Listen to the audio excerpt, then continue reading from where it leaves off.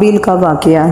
جب دنیا کی ابتدا ہوئی تو اماں حوا اور آدم علیہ السلام کے ہاں پیدائش کچھ یوں ہوتی تھی کہ جب بھی اماں حوا حاملہ ہوتی تھی تو جڑواں بچوں کی پیدائش ہوتی تھی، جن میں ایک لڑکا اور ایک لڑکی پیدا ہوتے تھے۔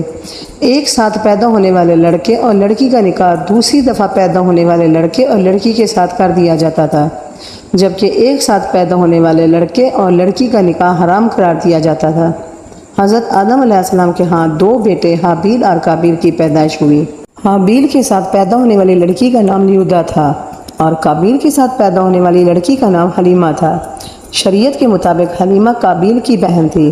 قابیل بڑا اور حابیل چھوٹا بھائی تھا اور دستور کے مطابق حلیمہ کا نکاح حابیل سے ہونا تھا، مگر حلیمہ بہت زیادہ حسین و جمیل تھی، لہٰذا قابیل کے دل میں شیطان نے شر پیدا کر دیا اور اس نے یہ خواہش کی کہ وہ اپنی بہن حلیمہ سے ہی نکاح کرے گا۔